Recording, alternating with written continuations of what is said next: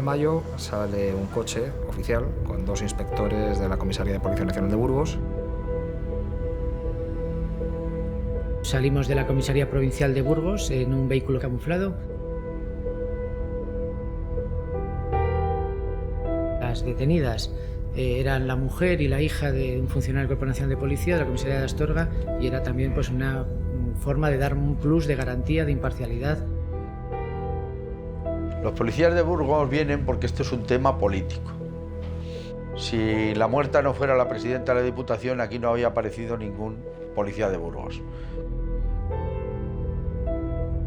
Las 2 detenidas por el crimen de Carrasco, madre e hija, siguen en el calabozo en comisarías separadas. La policía hace tiempo mientras busca el arma homicida y algunas pruebas más para armar un buen interrogatorio en el que las mujeres puedan incurrir en posibles contradicciones. ¿Usted se cree que los policías de Burgos no actuaron correctamente y las engañaron como chinos? Me lo creo al 100%.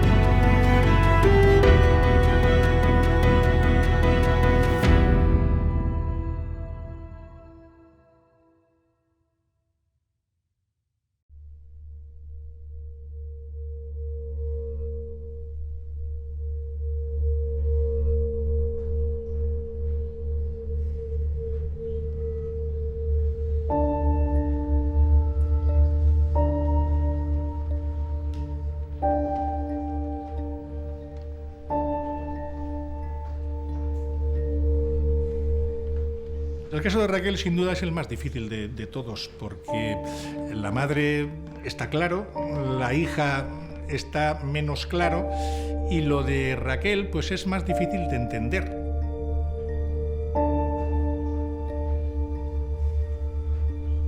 La gente y el jurado pues seguramente dudará y dirá, pero bueno, las otras sí, parece que la odiaban mucho, pero esta ¿por qué lo hizo?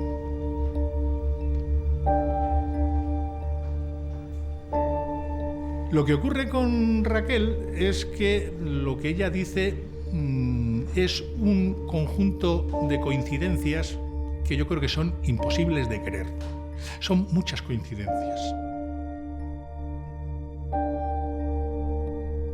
Respecto de Raquel, también es muy curioso lo que hacía en la calle Lucas de Tui. Porque claro, resulta que había estado tomando café con Montserrat y con Triana en casa de Triana hasta las 4:30. Y después se marcha y se va directamente a la calle Lucas de Tui, esquina con San Piro, allí aparca.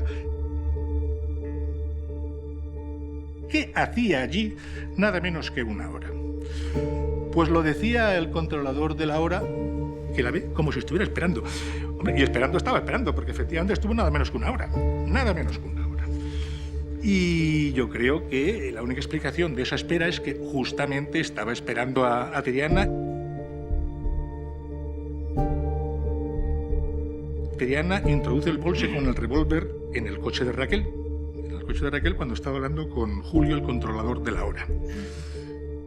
Esto lo dice Triana, que sí que se lo mete en este momento, y lo que dice Raquel es que no se da cuenta. ¿Se puede creer esto?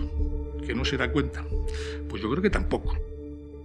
Y lo que hace después también es muy sorprendente. Se marcha de allí, ve en la Condesa que hay muchos coches de policía y no se para. Lo que hace es que coge su coche, baja hacia el Paseo de la Condesa. Allí ve que hay ya un cierto revuelo porque hay unos cuantos coches de policía y no se para a preguntar qué ha pasado. Cosa que ya nos llamó un poco la atención porque si es policía lo lógico es que preguntara qué ha pasado, puedo ayudar, y no lo hace.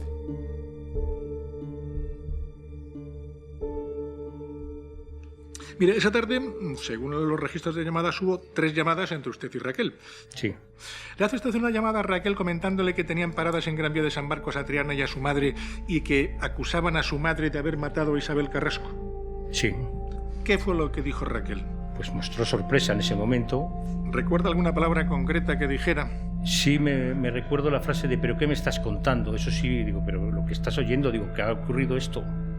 ¿Le dijo en aquel momento, en esa llamada de las 17:45, Raquel, que ese día o esa tarde hubiera estado, hubiera visto o hubiera hablado con su amiga Triana? No, no me dijo nada. Y se va pues a un taller de restauración, luego va a un supermercado, queda con su hermana, va a coger agua a una fuente. No le dice a nadie, ni siquiera a su pareja, ni a sus hermanos, ni a sus amigas, ni a sus compañeros de la policía, a nadie le dice que ha estado esa tarde tomando café con la madre y con la hija y que ha estado, que se ha encontrado con Triana en la calle Lucas de Tuy. No se lo dice a nadie, siendo policía además. Usted quedó en ir a casa de Raquel y fue sobre las 10 de la noche más o menos. Yo no sabía dónde vivía Raquel y toca el claxon y baja la ventanilla y me dice que suba al coche, que así ya ellas ya estaban como para bajar a la rampa. ¿Y se subió usted al coche de Raquel? Claro. ¿No notó nada en los pies? No. ¿Se le puede enseñar ese bolso? Sí.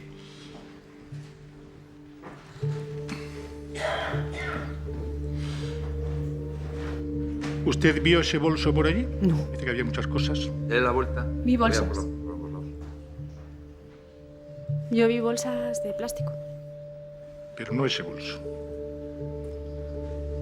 De haber estado en el suelo, ¿la habría pisado usted o lo habría notado o no sabe? Depende de dónde estuviera, ¿no? Si estaba Los justo... pies, digo en los pies, donde usted tenía que poner los pies. Sí, pues sí, claro. Si hubiera estado ahí, pues lo hubiera pisado, lógicamente. Si hubiera estado allí, que es un bolso grande, además con el revólver dentro, lo tenía que haber descubierto, lo tenía que haber pisado y no se dio cuenta de que estaba allí o que pudiera estar ese bolso con el revólver. ¿Qué es lo que pasó entonces? Porque esto es lo que demuestra que efectivamente Raquel sí que sabía que tenía el bolso y si no estaba en el coche, se lo había escondido en otro lado. Lo tenía que haber escondido en otro sitio. Por eso yo creo que ella participó y que estaba de acuerdo con ellas.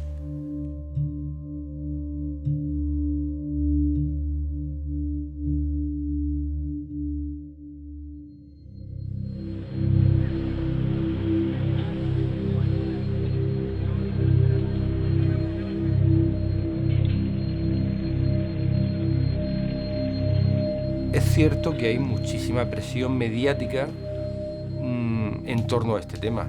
Y esa presión en ocasiones no es objetiva, sino yo tengo la impresión desde un primer momento que hay una intención por parte de cierta prensa y por parte de ciertas acusaciones en conseguir un castigo ejemplar.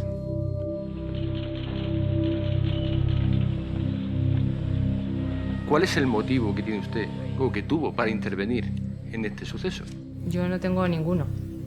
Vamos a ver, ¿usted tenía algún tipo de relación de enemistad con Isabel Carrasco? No, solo la conocía de vista, de verla en los medios de comunicación o en algún acto que nos toca estar, pero yo no la conocía personalmente. ¿Esta señora perjudicó de forma directa o indirecta a algún miembro de su familia? No, a nadie. Con la venia, buenos días, Raquel. Buenos días. ¿Conoce usted a Triana? Sí. ¿Qué relación tiene con ella? Mi amiga. Amiga. Amiga, muy amiga. Quiero decir que como su amistad. A ver, no puedo definirla como una amistad íntima, porque hay muchas cosas que ni nos hemos contado ni hemos compartido, como viajes o vacaciones, cosas así. pero somos amigas. ¿Se llamaban ustedes prácticamente todos los días? Sí. ¿Y algunos días más de una vez? Sí. ¿Tenían una relación más allá de la amistad, por ejemplo, una relación amorosa? No. Ya ha contestado que no tenía ningún tipo de relación íntima con Triana. ¿Tenía alguna otra relación o motivo de dependencia que le obligara, según la tesis de las acusaciones, a participar en estos hechos? No, ninguna. ¿Ninguna? Ninguna. ¿Usted por amistad suele hacer estas cosas, participar en hechos tan graves? Pues no.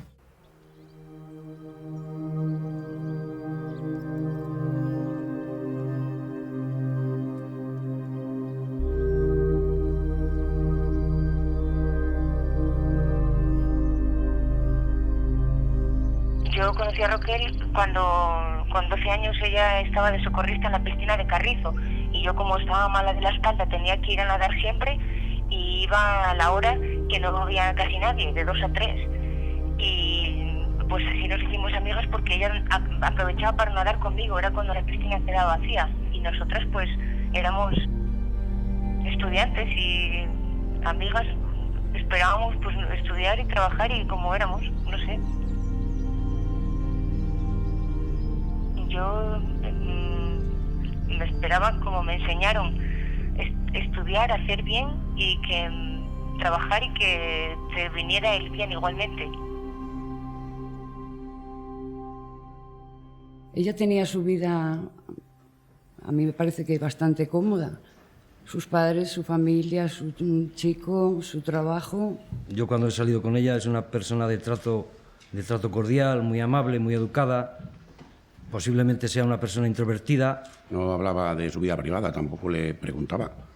Pero bien, cordial, amable, de buen trato. Las armas no le gustaban. ¿Eso cómo lo sabe usted? Porque me lo decía ella. De hecho, le resultaba incómodo tener que llevar un arma, a pesar de que es un requisito de nuestra profesión, pero no le gustaba. ¿Considera que Raquel es una persona que está capacitada para ser policía, una policía en funciones de barrio? ¿Que realiza funciones de policía de barrio? Funciones de policía de barrio, sí. ¿Se resentiría más si estuviera en el grupo de seguridad ciudadana? A mi juicio, sí. ¿Por qué? Porque no la veo apta para situaciones tensas. Prefiere adoptar, inclinarse, es decir, trabajar en la otra parte, como puede ser auxilio de víctimas, identificación de partes, testigos. Estando con usted, ¿ha presenciado algún incidente en que Raquel no se comportara de una manera activa? Pues sí, un día íbamos a retirar un vehículo a unos ciudadanos rumanos y hubo una pequeña tensión y ella se puso muy nerviosa. ¿Pero usted alguna vez ha dicho a sus superiores que Raquel no vale para ser compañera en el supuesto de cualquier actuación, digamos, con tintes algo violentas? A lo mejor Raquel y muchos tampoco valen para No, le pregunto si usted ha puesto en conocimiento de sus superiores que usted no se encuentra protegido la espalda con una compañera. Nunca, yo nunca he dicho eso. O sea, jamás lo ha puesto en conocimiento. Jamás. No sé, si alguien me dice que un policía hubiera estado inmerso en estos hechos y tuviera que haber apostado por quién podía ser, yo sin duda a Raquel la hubiera puesto en el último lugar de la lista. ¿A usted le sorprendió por ese comportamiento que se viera implicada en estas circunstancias, en estos hechos? ¿En estos por lo que estamos aquí? Sí, claro. Claro. No, pero es imposible.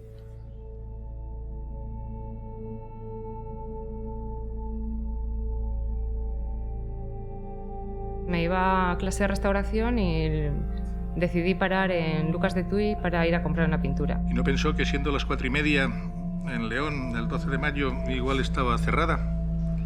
No. Bueno, la pregunta es, ¿por qué estuvo usted una hora o más de una hora allí? Pues porque como sabía que podían variar el horario, decidí esperar un poquito. Bueno, pero usted fue a la tienda y estaba cerrada, ¿no? Sí. ¿Volvió antes de marchar a la tienda a ver si estaba abierta? No. O sea, que solamente fue una vez. Sí. Bueno, entonces la pregunta es de nuevo, ¿por qué estuvo tanto tiempo allí si fue solamente una vez y ni siquiera volvió a ver si había... Pues porque cuando... Pues porque cuando, como le he dicho, me puse a tirar los papeles que tenía dentro del coche, apareció un controlador de la hora por la otra acera, me saluda y me dice que espere un momento, que quiere hablar conmigo. ¿Ella qué estaba haciendo? ¿Yo qué estaba haciendo? Ella, Raquel. Ella allí estaba parada. Parada. Estaba como esperando.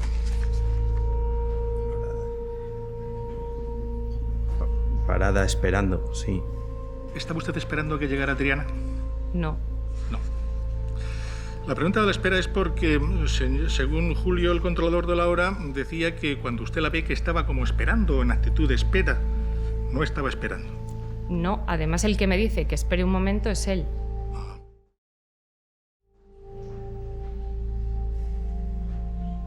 Si ese Julio no hubiera aparecido, mi impresión es que ella se hubiera ido probablemente a los 5 minutos viendo que su amiga no abría la tienda. Triana no se hubiera encontrado con Raquel. Y bueno, pues yo no estaría aquí explicando la versión de Raquel. La importancia del testimonio de Julio es básica porque en la primera declaración ante la policía él no habla de situación de espera. Claro, al introducir esa frase, las acusaciones se agarraron como felinos a esa declaración para decir, claro, es Raquel la que está alargando esa conversación con este señor para que mientras tanto Triana o su madre o quien fuera terminaran o realizaran el trabajo y les diera tiempo a pasar por allí. Yo a ese señor lo he visto muy nervioso. Me consta que ha habido personas que han hablado con él y él dijo que no quería más presiones, que no quería hablar por nadie, que era una situación muy comprometida para él y que no quería saber nada. Es obvio que ya tenía que haber manifestado a cualquier persona, a la que fuera. Acabo de ver a esta chica, eso es lo normal, si no, no estaríamos hablando de esta situación. No dijo nada a nadie porque su mente no le filtraba la capacidad para decir que había visto a Montserrat y a Triana y su mente no se creía que ellas dos pudieran estar implicadas en ese asesinato. No te crees que es verdad y como no lo crees, no lo asimilas y pasas a la siguiente situación cotidiana de tu vida.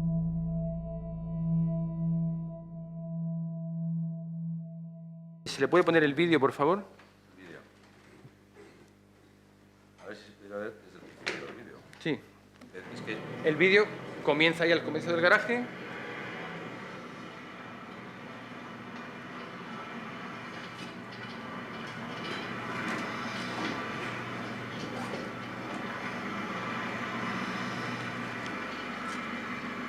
¿Reconoce ese trayecto como similar?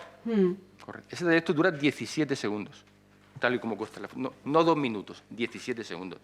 Bien, usted va incorporada. ¿Qué le dio tiempo a hablar en 17 segundos? Nada, me preguntó Raquel si había terminado la clase bien y no recuerdo más. ¿Estaba nerviosa usted en ese momento? ¿Estaba alterada? Bueno, ¿Estaban todas alteradas? Estábamos impactadas. Impactada. ¿Se le ocurrió mirar qué es lo que había debajo de los asientos del copiloto, por alguna curiosidad? Pues no. Ella dijo que cabía la posibilidad de que no hubiera topado con ese bolso, aunque estuviera allí. Abro la puerta, me monto, empiezo a llorar, no me lo puedo creer, ya ha llegado. Te bajas y subes a casa. Si hubiera algún objeto de esas características más o menos dentro del asiento del copiloto, estando en situación normal, ¿es posible con su pie del 38 que no lo hubiera tocado?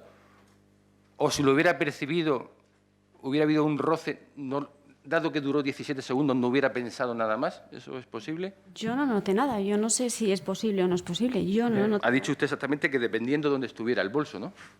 Es decir, que podía estar y en esos 17 segundos no verlo. Podría ser. Yo no lo vi ni percibí nada, pero, sí, lo que vio pero poder estar, podría estar. Podría estar. No hay tanta opción de mirar por todos sitios, saber qué es lo que hay, y si el coche está limpio, sucio, mojado, hay bolsos o no hay bolsos, no hay tiempo material. Y eso fue lo que pasó.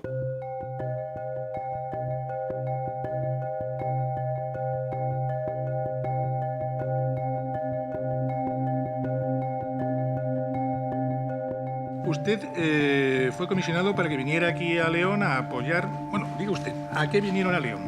Bueno, pues yo soy comisionado, recibo una llamada en mi teléfono móvil particular sobre las 9:30 de la mañana del día 13 de mayo del 2014, en el que el jefe superior de Castilla y León me decía que, bueno, que quería reforzar la investigación por la muerte violenta que se seguía en la Comisaría Provincial de León, por la muerte violenta de doña Isabel Carrasco Lorenzo. No nos olvidemos que las detenidas eran la mujer y la hija de un funcionario del Cuerpo Nacional de Policía, de la Comisaría de Astorga, y era también pues una forma de dar un plus de garantía, de imparcialidad. O sea, que lo que les ordenaba el jefe superior de Policía de Castilla y León era que vinieran a colaborar, a ayudar a los inspectores de León en la investigación. ¿Por qué? Pues supongo que será por la experiencia que él ha podido ver durante el tiempo que ha estado destinado en Burgos como comisario provincial. Sabía de nuestro modo de actuar. A las 12 aproximadamente pues nos reunimos con la jefa de la UDEP en su despacho y bueno, pues para ponernos un poco al día de la investigación. Entonces valoramos el hacer una serie de cosas, que es pues la recuperación de la llamada del 112, ordenamos redactar una serie de oficios a las compañías telefónicas para ver las llamadas entrantes, salientes a los móviles, posicionamientos de los móviles de los detenidos, e insistimos mucho en qué requisa se ha hecho de la zona de cara a recuperar el arma homicida. Entonces después, pues nada, la jefa de la UDE dice, bueno, para que lo miréis con más calma, porque en ese despacho pues había un trasiego pues que se pueden imaginar, ¿no? Pues de declaraciones, de vete para aquí, para allá. Dice, si no os importa, poneros en un despacho contiguo al que hay de la UDEP, que si no recuerdo mal pertenecía a delincuencia urbana. ¿Qué hora más o menos vieron ustedes a Montserrat? Aproximadamente, calculamos que sobre las 3 de la tarde es cuando empezamos a hablar con ella. ¿En qué estado venía ella? Cuando entra a Montserrat pues se la ve alterada, se la ve nerviosa, se la ve sobre todo enfadada. La jefa de la UDEP de León nos dice si tenemos algún inconveniente en que se siente en el despacho nuestro, pues bueno, que estábamos nosotros dos allí tranquilamente, había menos trasiego. El caso es que bueno, en ese momento pues mi compañero y yo pues nos disponíamos a comer un bocadillo de jamón y una Coca-Cola. Digo, vamos, Montserrat, pues si tú quieres que te pidamos otro, digo, por nosotros no hay ningún problema. Digo, si tienes hambre, digo, no te vas a quedar con hambre. Con nosotros se encontraba pues otro clima de confianza, otra empatía. Es normal en cualquier investigación. Cuando un policía, un funcionario del Cuerpo Nacional de Policía hace un registro, te pone la casa patas arriba, te detiene, pues no le vas a ver igual que uno que aparece nuevo, lógicamente. Su intención en todo momento era dejar muy claro que ella era la autora material de los hechos y que su hija no tenía nada que ver y que bueno, pues manifestaba su disgusto y su desasosiego porque su hija estuviera detenida porque si hubiera practicado un registro en su domicilio no entendía esa situación. Se abre a nosotros y dice, voy a reconocer que he matado a Isabel Carrasco, y dice, además ya lo tengo pensado porque sé que si yo declaro, Triana se va a ir a la calle y aparte tengo el pleno convencimiento de intentar pasar o hacerme pasar por loca. No se mostraba para nada en absoluto arrepentida. Ella pues...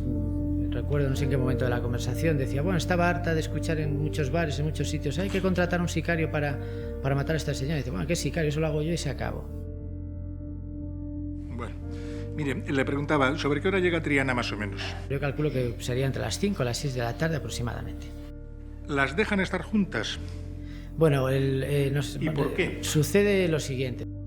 Llega Triana porque había que hacer por parte de Policía Científica una prueba, que es el kit de disparo, una prueba pues simplemente para saber si hay restos de residuo en la ropa, entonces hay que intervenir la ropa a las detenidas.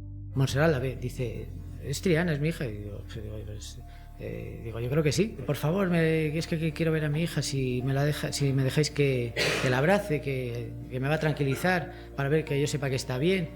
Entonces, bueno, nosotros consultamos a la instructora de las diligencias, a la directora de la investigación, y dice, ya no veía ningún inconveniente en juntarlas. En el tiempo en que Montserrat y Triana están juntas, ¿oyen ustedes una conversación entre ellas sobre el arma? Pues a raíz del encuentro del que hablábamos anteriormente, retomando esa situación, pues bueno, Triana y Montserrat se abrazan, ¿qué tal? ¿Estás bien? Sí, tú tranquila, que yo estoy bien. Empiezan un poco, bueno, lloran, se abrazan, un poco se consuelan en resumidas cuentas, ¿no? Que nos pregunta Montserrat, bueno, ¿cuándo puedo declarar yo todo esto que quiero, ¿no? Estaba como muy insistente en declarar. Digo, mira, el momento de la declaración no depende de nosotros, depende de la estructura de las diligencias, pero me parece que no va a ser muy pronto porque dentro de la investigación de un homicidio, por lo menos en nuestro caso, la recuperación del arma homicida es una pieza fundamental. Entonces es cuando Montserrat dice abiertamente, dice, no os molestéis en buscarla en el río porque no está allí. Dice, la tiene una tercera persona. Triana la mira como diciendo, bueno, pues ¿qué pasa aquí? Y sí, la tiene una tercera persona. Y entonces ya empieza como una discusión coloquial, una especie de rifirrafe entre las dos. Mamá, ni se te ocurra decir quién tiene el arma, no se te ocurra decir quién tiene el arma, que se le escapa entre dientes que es policía, sí, ¿no? Hablando, que es policía. ¿Eso lo dice en su presencia? Sí, en mi presencia. ¿Ustedes no estaban escondidos, como se han sugerido, en la otra parte de esas dependencias? Es que hay momentos que se quedan a uno grabados, hay momentos que a uno se le quedan grabados en la memoria, y ese es uno de los momentos que a uno se le quedan grabados en la memoria, ¿no? Estamos mi compañero y yo de un lado de la mesa y Triana y Montserrat del otro. Y después de esto, o poco después, es cuando oyen que alguien ha llamado... Entra, si no recuerdo mal, es el jefe de delincuencia urbana de aquí de León, hablando por su móvil, me hace un gesto y me participa que un funcionario de su grupo ha recibido una llamada de una persona que dice ser policía y que pudiera tener el arma que se había dado muerta a Isabel Carrasco.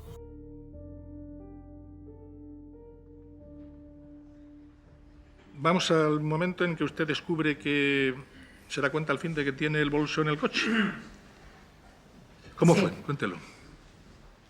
Pues simplemente vamos a meter una bicicleta en el coche para llevarla a arreglar. Sacamos la bicicleta, la tenemos atrás y hay que mover, como le digo, los asientos. Entonces yo abro el coche, dejo mi bolso en el asiento del conductor y desde ahí muevo el asiento del copiloto hacia adelante con la palanca. Voy a la parte de atrás, abro la puerta detrás del conductor, veo las garrafas y digo, bueno, voy a sacarlas. Entonces, al coger la primera garrafa y levantarla, se ha desprendido el asa y el asa ha arrastrado al tapón, con lo cual la botella, o sea, la garrafa en sí, ha caído, ha rebotado en el coche y ha empezado a salir el agua. En ese momento, pues mi hermana me empezó a decir, lo vas a mojar todo, no sé qué, con lo que tienes en el coche, y he empezado a quitar el agua, tanto del asiento como de todos los sitios. Y cuando he estado moviendo la mano, he visto algo negro, que podía ser una bolsa mía, cualquier cosa, y he ido a moverlo y he visto que era el bolso. Entonces, en ese momento, yo es cuando me pongo muy nerviosa, porque ese bolso yo se lo había prestado a Triana, ese bolso no me lo había devuelto y... Y era suyo, además, ese bolso. Era mío, sí, sí. Y era suyo. Sí. ¿Y? Sí, entonces es cuando me pongo tan nerviosa que las empiezo a decir, este bolso no tiene que estar aquí, ¿qué es esto? Se lo había dejado a Triana. Voy por la otra parte del coche, por la otra puerta, porque desde donde estoy, pues entonces cojo el bolso, lo abro, miro que hay un pañuelo, lo saco así, veo que hay un guante y un bolso y tiro del asa. Entonces veo que hay algo brillante en el interior que identifico como parte de un arma. Entonces, en ese momento es cuando yo intento explicarles lo que se me va pasando todo por la cabeza, que yo la había visto, que se había cruzado conmigo, que estaba con Julio, ellas no entendían nada. De repente ella se puso muy nerviosa y empezó a decir ya cosas sin sentido. O sea, se puso muy nerviosa, casi no podía respirar y ella decía, esto no tiene que estar aquí, esto no tenía que estar aquí. Y entonces ya es cuando... Y ya empieza a decir que es que, porque cuando vi a Triana, bueno, en realidad no se le entiende porque está muy nerviosa, habla muy deprisa, se le corta la respiración. ¿El bolso dónde estaba? Cuando yo lo veo ya, Raquel lo tiene en la mano, es cuando está diciendo esto no tiene que estar aquí y está detrás del asiento del copiloto. ¿En el suelo? Está en el suelo. ¿Dio alguna explicación de por qué podía estar ese bolso y ese revólver y el otro bolso y los fulares y todo dentro de su coche? Bueno, ella estaba muy nerviosa y decía que aquello estaba allí dentro. Y claro, le preguntamos qué había pasado. Entonces nos dijo que la tarde anterior que había visto a Triana. Quiero decir, mire, ¿se le puede exhibir el bolso?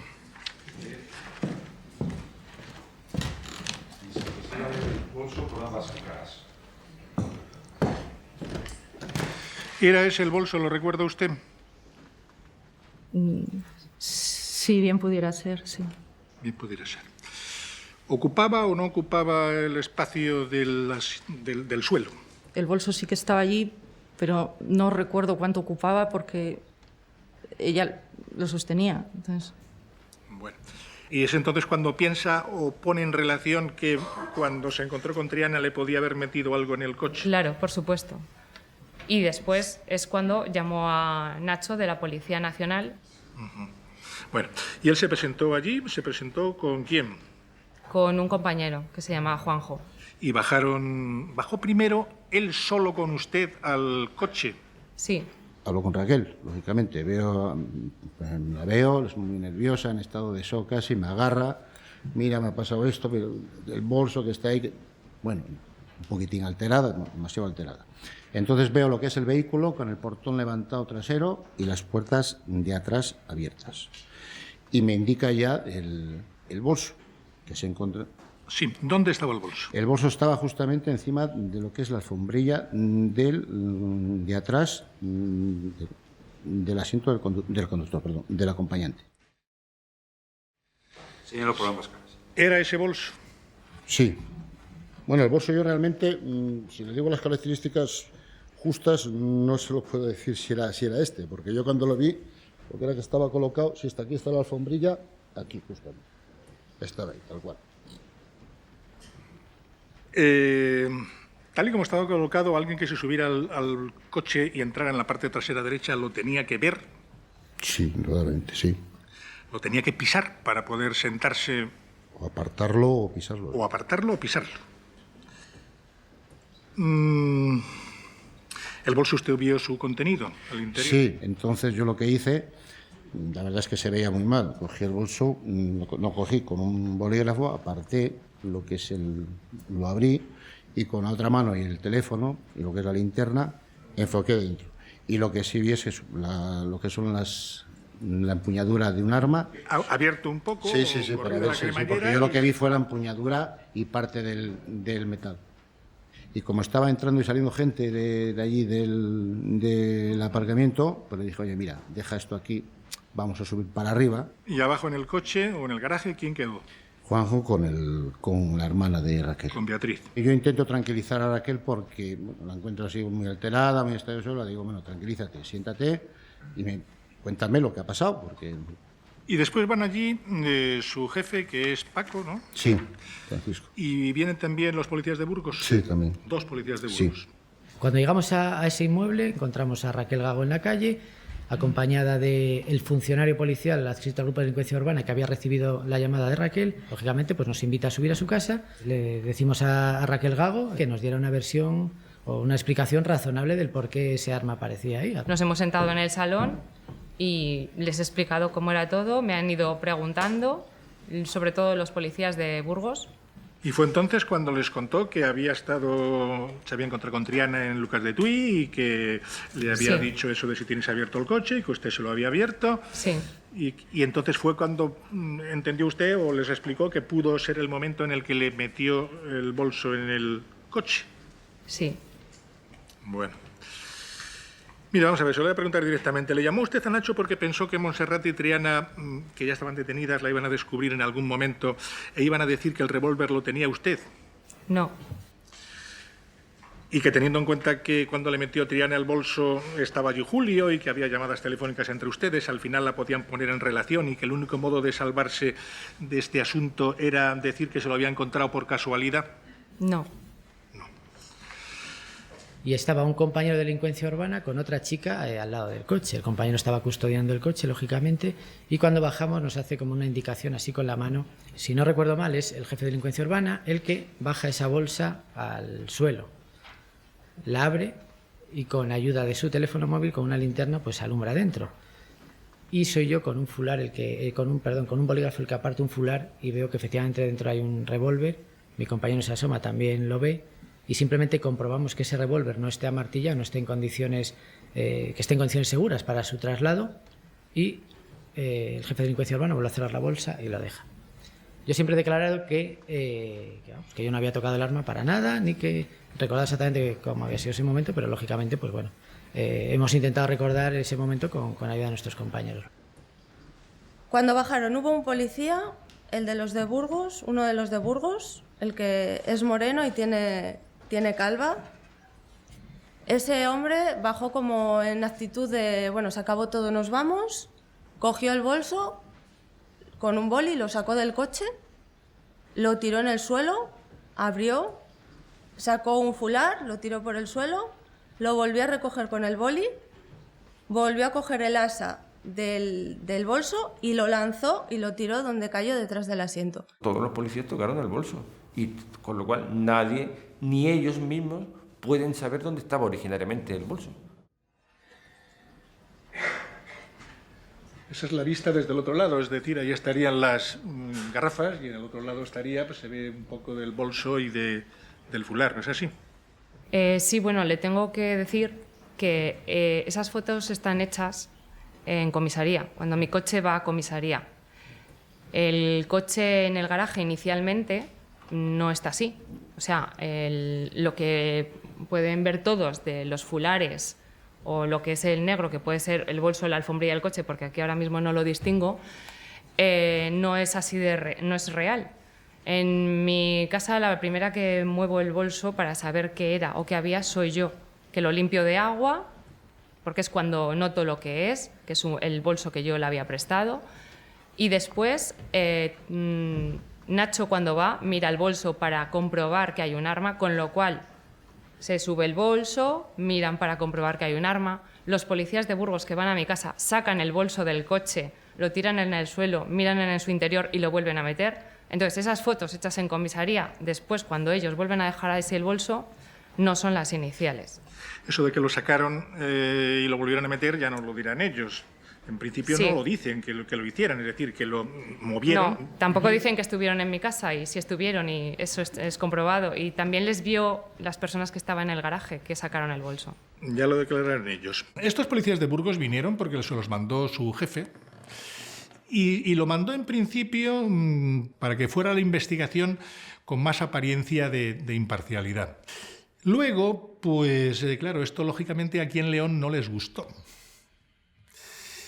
Y quizá por eso ellos, aunque intervinieron, quisieron mantenerse al margen o no querían que aparecieran en las actuaciones. Y por eso cometieron el error, que fue un error tonto, de decir que no habían estado en casa de Raquel cuando sí que estuvieron. Ustedes en su primera declaración ante el juzgado dijeron que no habían estado en el garaje y en la casa de Raquel. ¿Por qué? Vamos a ver, nosotros cuando manifestamos eso, lo que queremos decir es que conforme a lo redactado en el atestado de León, no figuramos que hayamos estado allí. ¿Qué ocurre? Nosotros vamos a prestar declaración al juzgado de instrucción, hacemos una declaración, salimos pues bueno, contentos en el sentido de decir, bueno, pues bien, pero tenemos un malestar porque hemos dicho que no hemos estado allí cuando verdaderamente hemos estado, ¿no? Bueno, pero pues digo que ¿por qué lo dijeron? O mejor dicho, al revés, ¿por qué dijeron que no habían estado? Pues porque en el atestado, en la comparecencia que se hizo sobre esa diligencia, nosotros no figurábamos. Cuando se redacta en León esa comparecencia no figurábamos. Es una práctica, digamos, habitual. Muchas veces pueden comparecer, ir 20 funcionarios a una llamada, a un servicio, y comparecer 4. Hay una cosa palmaria y acreditada, y es que ellos han faltado a la verdad. Lo cierto es que esas personas, cuando prestan declaración, dicen que no han estado en casa de Raquel, y que la primera vez que la ven es cuando llega en su coche con Nacho a las dependencias de la Policía Nacional. ¿Qué explicación tiene para eso? Pues realmente no lo sé. Yo la interpretación que puedo tener es que pretendían terminar la instrucción cuanto antes, y aunque no sea un tema que a mí directamente me incumba, de alguna forma esas mentiras, porque son mentiras, no se puede llamar de otra manera, confirman la tesis que viene manteniendo el otro compañero de la defensa. Porque claro, si esos dos inspectores son los que supuestamente han hablado con Montserrat y Triana y al parecer pues se le han engañado, coaccionado o sugerido cierta parte de las declaraciones, pues claro, como eso realmente sí fue así, eso es ilegal, la manera de que no quede rastro es no aparecer. Sí, porque él estaba ahí sentado y estábamos con él y el otro ahí, y cuando estaba el ordenador. ¿El ordenador estaba aquí o estaba aquí? Estaba aquí. Estaba ahí, sí, que fue el que me dijo que estábamos así. Pues nada, grave esta posición. Espera. salgan todos los portavoces, que se nos va del sitio. Las declaraciones en comisaría, cuando nosotros vemos a Montserrat y a Triana en prisión y nos cuentan lo sucedido, inmediatamente presentamos un escrito de nulidad, sobre todo por el tema del pasadizo, porque qué duda cabe que habría cosas que dijeron que eran verdad, pero había temas fundamentales, como es lo del pasadizo, que nos dijeron claramente que se lo habían dicho los policías de Burgos, y como venían a hacerle un favor, pues creyeron que era lo mejor, y por eso dijeron eso. Montserrat lo que decía es que había tirado el arma. Montserrat no sabía dónde estaba el arma. Por eso deciden que venga la hija. Porque la hija a lo mejor sí lo sabía. Triana dice que no lo puede decir porque lo tiene una tercera persona y no lo puede decir. Y es en ese preciso momento, cuando le dice que lo tiene una tercera persona, y ven la negativa de Triana a decir quién la tiene, cuando las dejan solas. Y las dejan solas metiéndose uno en el otro compartimento. Cierra la puerta, se confían, y es cuando ellas hablan. Está claro que si era un plan de 3, ya tenía que saber entonces Montserrat quién tenía el arma, ¿no? No haría falta que lo preguntara. Luego, si eso lo oyen los policías, y creemos que es verdad que lo oyeron, pero detrás de la otra dependencia, la única explicación lógica es porque Montserrat no sabía quién la tenía. Luego no había plan preconcebido. ¿Recuerda usted, Es que no lo sé. si nada más llegar y al poco de dejar las juntas, ustedes se salen, aparentemente los dos, y las dejaron solas, y su compañero, en vez de salir, se colocó detrás del murete a la derecha, y es ahí donde oye que hablan ellas y sale esto? Eso es rotundamente falso. Falso. En ningún momento han estado solas. Vale. No han estado nunca solas, ellas lo dicen que sí. Ahora, en el cambio en la custodia, cuando le estoy diciendo que nosotros no están todo el rato, ni yo estoy todo el rato ahí, es lo que le dije también inicialmente. Mi compañero sale, yo entro, salgo. Bien, Nunca han estado solas. ¿Cuándo estaba la pregunta? Y en ese intermedio es cuando se produce la llamada de Raquel, y es cuando Montserrat se asoma a la ventana de esa dependencia, y es en ese momento cuando se da cuenta que hay otra dependencia en esa, porque está abierta al lado de la ventana y al lado de la puerta, pero como las tienen sentadas de espaldas al muro, no lo ven. Lo oyeron ilegalmente, porque es ilegal. Las conversaciones que se graban por la policía en calabozos se anulan, pero si hay un policía al lado oyéndolo, eso sería nulo, que no tendría mayor consecuencia en el caso en cuanto a los disparos, pero sí a todo lo demás que se hayan podido inventar los policías de Burgos que nos pueda perjudicar y no sea verdad. Ustedes iban recogiendo lo que ellas iban diciendo sobre el relato de los hechos, ¿no? Sí. Concretamente, en ese relato dijeron tanto Montserrat como Triana que la entrega de ese bolso con el revólver se había producido en el pasadizo que hay entre la Plaza de Colón y Gran Vía de San Marcos. Sí, por esa zona.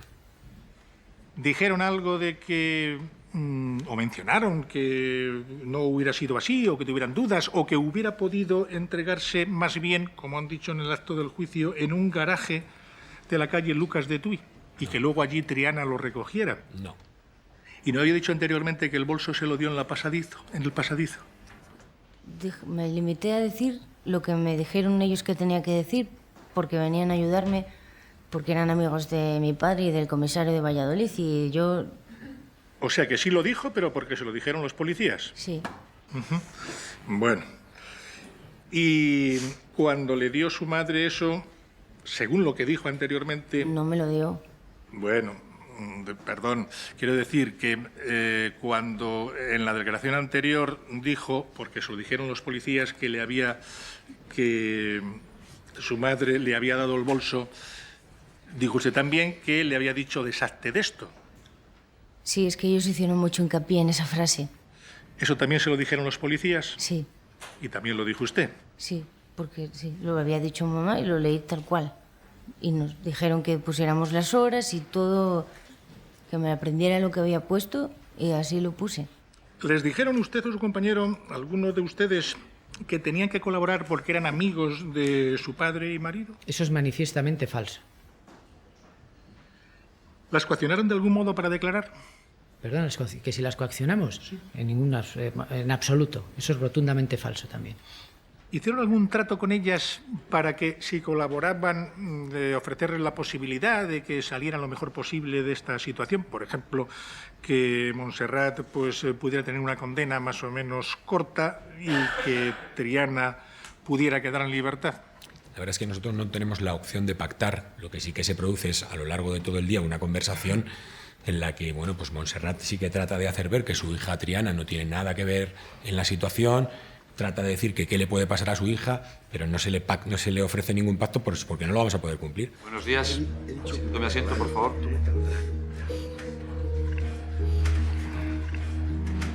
¿Usted, don José Fernando Cornejo Pablos? Sí. Es amigo de Pablo, el esposo de Montserrat y padre de Triana, ¿no? Sí, somos amigos porque somos del mismo pueblo y nos conocemos desde chicos, desde siempre, y soy amigo de él. Desde siempre. Mire, ¿usted estuvo presente en las declaraciones de Montserrat y de Triana? Sí, en las dos. ¿Ante la policía? Sí, sí, claro. ¿Vio usted algo irregular en sus declaraciones? ¿Cómo, perdón? Que si vio usted algo irregular en sus declaraciones, en la práctica de la declaración. Bueno, en la práctica de la declaración, yo, evidentemente, habiéndolo hablado con mis compañeros, lo que cuando llegó primero declaró Montserrat, yo le dije que no declarara, ella declaró. Es más, al policía, a uno de los dos inspectores o policías que habían venido de Burgos, que iban a hacer las diligencias de declaración, yo ya le había manifestado que la diligencia iba a ser muy breve porque no iban a declarar. Él ya me manifestó, hombre, no, porque tal. Bueno, esas conversaciones normales. A ver, perdone, eso de hombre no, lo que le dijo exactamente fue que, bueno, que si ellas querían declarar, que declararan, o que solo tendrían que decidir ellas, ¿o qué? Me decía que no les dijera que no declararan. Y yo ya les dije, yo les tengo que decir que tienen derecho a no declarar, que mi consejo es que no declaren. Lo que le dije al abogado es, una vez que él hizo esa manifestación, le dije, su participación en este momento no procede. Una vez que acabe la declaración... ¿Por qué no iba a proceder? Pues porque cualquier tipo de incidencia que surja durante la declaración la debe hacer constar al finalizar. No debía hacer ningún tipo de recomendación a la hora de declarar o no declarar. Y le dije, voy a proceder a informarle nuevamente de los derechos. Y le informé... Sí, para que dijeran que sí, que ya estaban convencidos. No, le informé nuevamente del párrafo que dice tiene derecho a no declarar contra sí misma, a no confesarse culpable, a no contestar alguna de las preguntas o a manifestar solo ante la autoridad judicial. Creo que solo le llegué a leer 3 veces. ¿Usted advirtió en el juzgado que se hubiera producido alguna irregularidad en la declaración policial? No puedo advertir eso en el juzgado porque yo no la había detectado. No la había detectado hasta entonces. Tampoco en la declaración ante el juzgado me imagino que observaría ninguna irregularidad. Pues si me permite, señor fiscal, lo único que observé en el juzgado era, y en algún momento lo hice constar, por decirlo así, y le pido perdón, el tono del señor fiscal, que era usted, cómo interrogaba y en algún momento se mofaba y hacía sarcasmos con respecto a la declaración que estaba haciendo Triana. Vamos, me parecen absolutamente fuera de lugar, aparte de que no existieron, claro. Usted pregunta y le contesta. Claro, yo le pido perdón, señor fiscal, pero esa es la realidad. Silencio en la sala, por favor. Cuando ya ingresaron en prisión esa madrugada, yo al día siguiente, antes de irme a Madrid, las visité en Valdehierro. Tampoco yo sospechaba lo que luego descubrí hablando con Triana. Claro, a Triana sí. A Triana ya le pregunté, digo, oye, tu madre dice que un policía que le ha dicho que tú no ibas a entrar en prisión, dime qué es eso. Y ya Triana me contó. ¿Qué le contó Triana? Hombre, ya me contó que habían estado juntas durante la tarde en la comisaría, que les habían leído un artículo del Código Penal que a ella la eximía por el encubrimiento parental, etcétera, y que les habían dicho que si declaraban dónde estaba el arma, etcétera, etcétera, que a ella no le iba a pasar nada porque ese artículo le amparaba a ella y que, por tanto, su madre, que reconocía haber realizado el hecho, pues sería la única que tendría que... Pero que ella ni siquiera... Eso es lo que ella me contó Triana. ¿No le dijeron por qué no se lo había contado a usted esto anteriormente, antes de las declaraciones? No me lo dijeron. ¿Y cómo me van a decir por qué no me lo habían contado antes de las declaraciones? Ellas estaban convencidas. Si no me habían hecho caso a mí cuando les dije que no declararan, ¿qué me van a contar a mí? Yo descubro eso por casualidad. Cuando me fue contando cosas, la fui diciendo, esto es muy grave, esto no puede ser. Y salí de allí y lo primero que hice desde allí mismo, desde el coche, llamé al padre, a Pablo, y llamé al letrado, que ya estaba designado y ya había dicho que podía hacerse cargo de la defensa, y les dije, oye, a estas mujeres las han engañado. Eso es todo lo que les dije. Y yo me di cuenta en ese momento, pero no antes, claro, si es que no podía. Última pregunta. Vamos a ver, y todo esto que dice que le contaron en ese momento, el engaño, el trato, ¿es cierto que no es nada más que una estrategia para tratar de anular las declaraciones ante la policía y ante el juzgado de Montserrat y de Triana en la medida en que le perjudican? Vamos, yo no admito eso, es absolutamente incierto y me siento tan ofendido como usted antes cuando yo he manifestado. No es cierto lo que usted está preguntándome, señor fiscal, con todo respeto. Pues nada más. Cuando usted ve las actuaciones y ya ha sabido lo que le han contado su hija y su mujer respecto al trato y todo esto del lío de los policías de Burgos, usted como profesional que conoce la mecánica policial, ¿usted se cree que los policías de Burgos no actuaron correctamente y las engañaron como chinos? Me lo creo al 100%. Y además que era un procedimiento de manual, de perros viejos en la brigada judicial o en homicidios. Ganan la confianza de un detenido o detenida, en este caso madre e hija, que no es lo usual. Ganan la confianza, ven los puntos débiles de esa persona o de una persona. En este caso, por ejemplo, sería mi hija. Le hacen un trato, le proponen un trato con el fin de buscar un objetivo, encontrar el arma. Le enseñan, argumentan un artículo del Código Penal, creo que es el 454, de la exención de responsabilidad criminal, y mi mujer entra al trapo como los Miures y le cuenta lo que hay que contar. Creo que fue una declaración guiada, con un guión, escasa y corta, con el único fin de que no hablasen con el abogado y llegasen a esa conclusión. Nada más. Cuando usted le cuenta a su hija que le ha dejado leer la declaración y todo eso, ¿usted cree que es una estrategia de su hija? En absoluto. Yo creo que es una estrategia de los policías de Burgos que las enredaron, además abusando, incluso diciendo, argumentando una cierta amistad conmigo que yo no les conozco de nada en absoluto, porque venían de parte de algún amigo mío. Yo conozco al jefe superior de Valladolid de 4 o 5 veces sin más. Entonces su fin era ganar su confianza con el fin de llevarlas al huerto a mi modo de ver.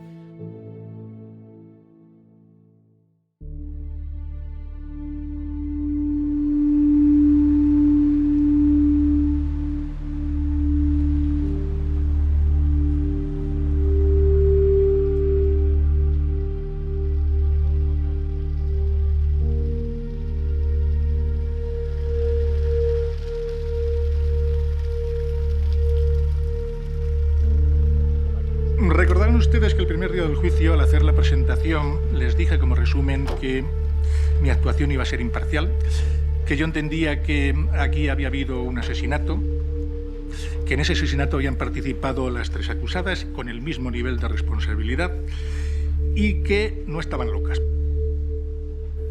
Hoy, después de la prueba que se ha practicado, sigo sosteniendo exactamente lo mismo. Si no estuviera convencido, no acusaría así, o acusaría por menos, o no acusaría.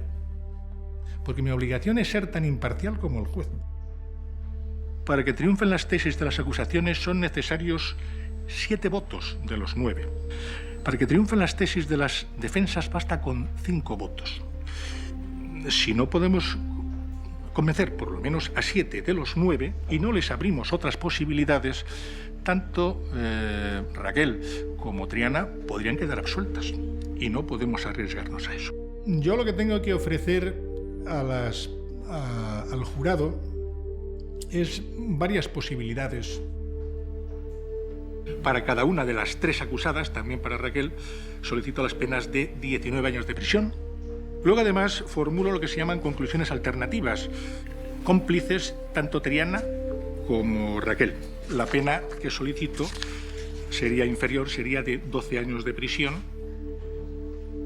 Y luego introduzco una tercera posibilidad que sería solamente para Raquel Gago, que es que no fuera ni autora ni cómplice, solamente encubridora. Esa es la otra posibilidad. Solicito para ella una pena de 3 años de prisión. No me puedo arriesgar a que consideren que no es culpable y salga a la calle. Ustedes ahora son jueces y tienen que comportarse como jueces. Tienen que valorar las pruebas que les hemos presentado y resolver con sentido común y sensatez.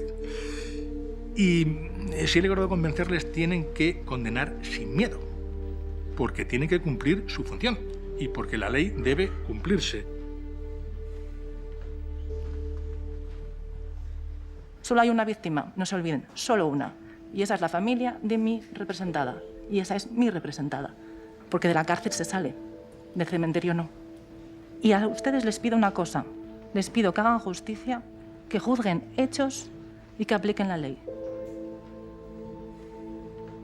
Señoras y señores del jurado, todos ustedes son padres, hermanos, hijos, familiares y han oído argumentar que la asesina mató a una persona indefensa solo por odio, porque dañaba a su hija. ¿Es que por odio se puede matar? Se planificó fríamente, se asesinó salvajemente, se encubrió con total maldad. Todo para ellos estaba justificado. Isabel Carrasco era odiada por mucha gente en León, especialmente por ser mujer. Mujer inteligentísima, con gran capacidad de trabajo, buena gestora del dinero de todos. Pero en una ciudad provinciana, mandada por hombres, este crimen terrible y típico de animales no puede quedar impune por el bien de nuestra sociedad. Señoras y señores del jurado, esto no es el clásico juicio de las películas americanas, donde los acusados siempre son los buenos. Eso es una película. Y lo que hemos vivido ustedes y nosotros es la realidad. Montserrat González, Triana Martínez y Raquel Gago truncaron la vida de un ser humano, Isabel Carrasco, que podía ser mejor o peor, fea o guapa, lista o torpe, alta o baja, pero que tenía todo el derecho del mundo a vivir. Aquí no se trata de buscar venganza, pero si queremos que Loreto Rodríguez Carrasco, su hija, que su pareja sentimental, que sus múltiples amigos, si queremos que la sociedad española crea en la justicia, necesariamente tiene que considerarse que Montserrat González, Triana Martínez y Raquel Gago son culpables del asesinato de Isabel Carrasco.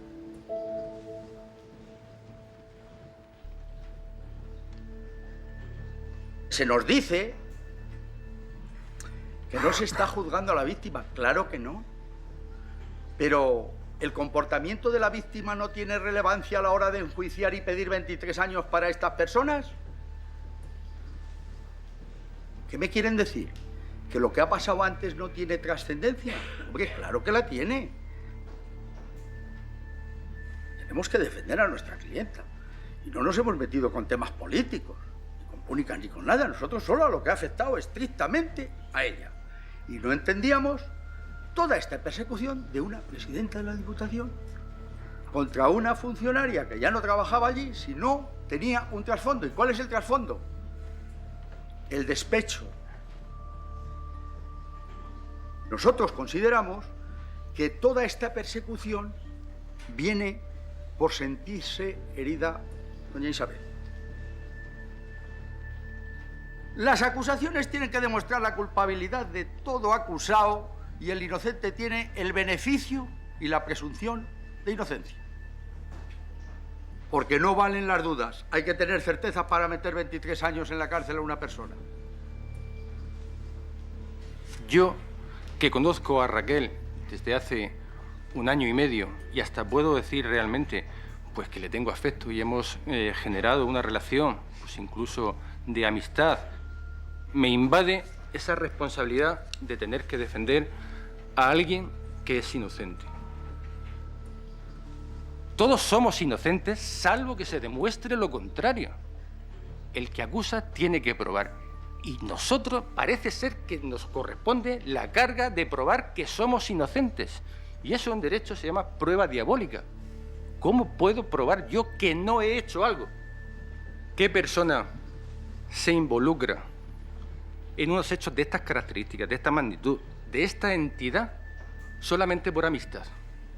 Yo creo que debe haber algo más para condenar por 23 años a una persona.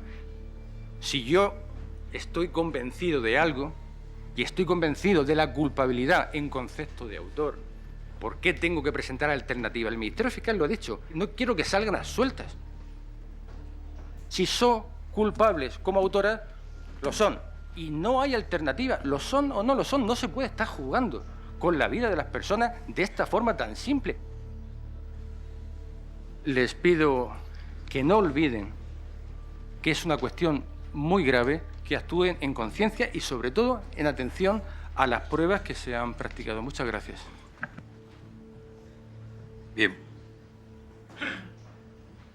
La ley establece que el juicio concluye con la última palabra de las, en este caso, de las acusadas. Por favor, la acusada, doña Montserrat Ascensión González, póngase en pie, por favor. Doña Montserrat Ascensión González, póngase en pie, suba al estrado, acérquese al estrado, al micrófono.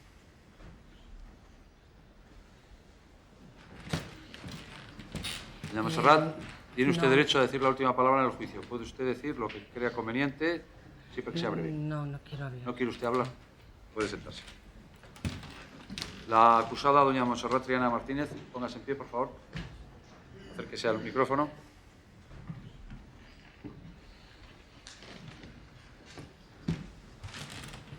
Le digo lo mismo que a su madre.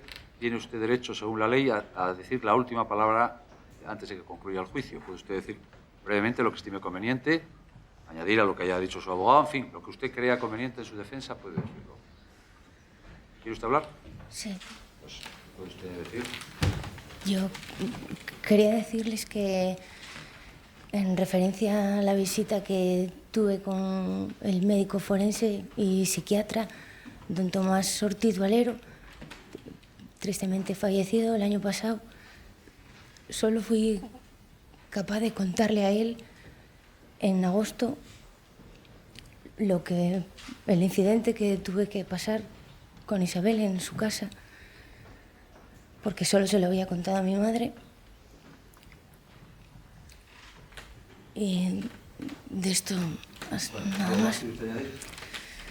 Sí, quiero decir que también me da mucha pena haber tenido que escuchar aquí a muchos de los testigos, no todos, pero muchos, que han venido a decir mentiras, que no se acordaban de sucesos que pasaron, casi no me conocían o que no eran amigos. Otros también han desaparecido, no han querido venir o no están ausentes y, bueno, eso. Muy bien, puede usted sentarse. Doña Raquel Galgo Rodríguez, póngase en pie, por favor. Le digo lo mismo que al resto de las acusadas. Tiene usted derecho a decir la última palabra antes de concluir el juicio. Puede usted decir en su defensa lo que estime conveniente, siempre que sea breve y guarde usted el debido respeto a las personas del tribunal y demás. Muchas gracias. Lo primero que quiero decir es que yo lo repetí aquí, o lo dije anteriormente aquí cuando vine a una vista oral en el mes de enero, y es que soy inocente. Quiero que las personas que están aquí puedan comprender que yo me levanté un día por la mañana, me voy a trabajar y por la tarde sigo más o menos igual y el día siguiente cambia mi vida. Entro en comisaría como testigo y salgo como imputada. Después de eso, la jueza instructora decide que me voy a prisión, donde estoy 8 meses y medio. No quiero explicarles lo que es eso, porque creo que se tiene que vivir. Y, por supuesto, que lo ha dicho mi abogado y siempre habla en mi nombre, y es que yo no conocía a Isabel Carrasco, pero a nadie, ni a ella ni a nadie, le deseo lo que le ha ocurrido. Pero las personas que a mí me conocen, que me quieren, que están a mi lado y que han estado todo este tiempo a mi lado, saben realmente quién soy y cómo soy. Las personas que me han visto una vez, o ni siquiera una, y se atreven a decir muchas cosas, pues ellos sabrán, allá su conciencia. Y tanto mi familia, me imagino que si ustedes se ponen, no en mi lugar, pero sí en el de mis padres o mis hermanos, pueden imaginarse lo que han podido pasar durante todo este tiempo, donde prácticamente año y medio, un poco más, yo no he tenido vida. Aparte de que ya la vida en prisión es no tener vida, después, aunque he estado en libertad, tampoco es tenerla. Porque siempre hay algo sobre ti que hasta que no se aclare no puedes tener nada. Solamente agradecer a Fermín, que está a mi lado, a las personas, amigos y demás que siempre han estado ahí, y repetirles que miren y escuchen lo que aquí se ha dicho y soy inocente. Gracias. Bien, con la declaración de las acusadas, por lo tanto, queda concluso el juicio. El juicio, desde este momento, ha terminado. No queda visto para sentencia todavía, porque es necesaria la deliberación y obtención de un veredicto. Por lo tanto, el juicio ha concluido. Despejen la sala y quedaremos convocados las partes y el jurado el miércoles a las 9 de la mañana.